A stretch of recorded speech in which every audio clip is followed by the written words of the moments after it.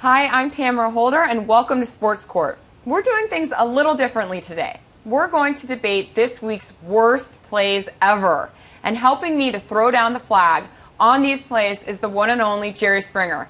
Hi, Jerry. Thanks for being here. It's nice to be here. Thanks for having me. So I want to talk to you about the fact that Sarah Palin and Mike Ditka are actually on the same side of politics. Well, kind Yes. of. The Redskins. Right. First Mike Ditka said, "What's this stink over the Redskin name? We're going to let the liberals of the world run this world, even though it was called a Redskin. What are we going to do now? Call them Proudskins?" And then Palin says, "Nothing should surprise us lately, but when the politically correct police bust Ditka, they hope the silent majority will cower under leftist control." What do you think of this? Well, first of all, it's nonsense. It has nothing to do with police. It has nothing to do with liberals. It has to do with decency. If a name is insulting to a group of people based on their race or their religion or something like that, then you change it. We've done that all through American history. It's the Native Americans who are upset with it, and it's their name that we're abusing in a sense. So if it insults them, then change it. Right, and this is actually factually wrong because it wasn't the liberals that started this. It was the fact that there were actual lawsuits that were filed to change the trademark. Right. They don't want to be called, what do you think we'd have a team called the Blackskins? Right. Do we think we, have a football team called the New York Jews? The group would say, you know what? You're hurting my feelings. We had the same debate back when Cassius Clay decided to change his name to Muhammad Ali.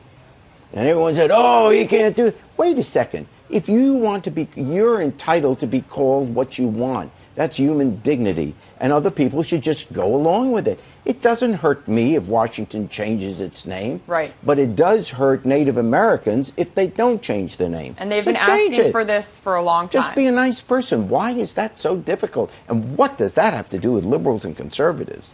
Let's talk about not taking personal responsibility, speaking Yes. of blame. And Lance Armstrong recently said that if he were still cycling, he would still lie about doping. Well, that's probably the one true thing he's always said, which is true. He probably would.